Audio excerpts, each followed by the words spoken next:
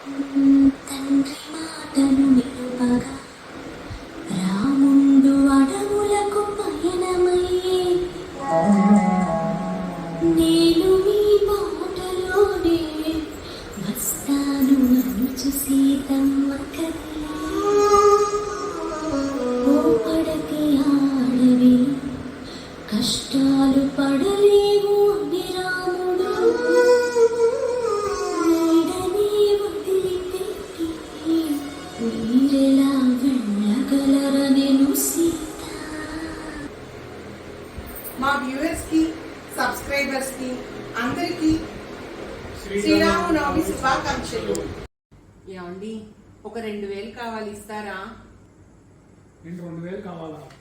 Car loan పెట్టాం, ఇంటి loan పెట్టాం, క్రెడిట్ కార్డు లోన్ పెట్టాం, పర్సనల్ లోన్ పెట్టాం. 2000 కావాలా నీకు? ఒక్క పైసా కూడా లేదు. అంటే ఒక వారం అమ్మ వాళ్ళ ఇంటికి వెళ్ళి ఉండొద్దాం అనుకున్నానండి. బా, మీ అమ్మ వాళ్ళ ఇంటికి వెళ్తావా?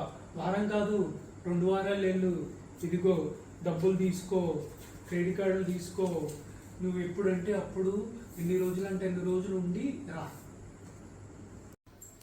ఏమండి శనగపిండి ఎక్కడి నుంచి తీసుకొచ్చారు? ఏమైంది? సందు చివర సర్వేశ్వరరావు గారి కొట్లో తెచ్చాను. ఏమైందేంటి? పకోడీలన్నీ మాడిపోయాయి. తనకి చేయటం రాదు, వాళ్ళ మీద వీళ్ళ మీద వేసేస్తుంది. ఏంటో తెలుసా? ఆహా, గురువు గారికి అంత టాలెంట్ ఉందేంటి? ఏం రాశాడు? నాకు సిగ్గిస్తుంది, నువ్వే చదువు. అబ్బా, నాకెందుకమ్మా అంత అదృష్టం? నువ్వు చదివి వినిపించు, తరిస్తా. ప్రియాతి ప్రియమైన పద్మావతికి నిన్ను చూడగానే నేనేంటో అయిపోయాను. నాకేదో వచ్చేసింది.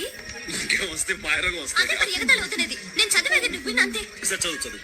పద్మావతి పద్మావతి, నీ ఎర్రని మూతి చూడగానే పోయింది నా మతి, అయిపోయింది నా మనసు కోతి. దాంతో నీ పని అయిపోయింది, అదో గది. రామకృష్ణ గారు, ఇల్లు చాలా బాగుంది. ఎరా మామ, కొత్త కొన్నావా? అవును. ఓ ఓనా? కాదు, లోన్.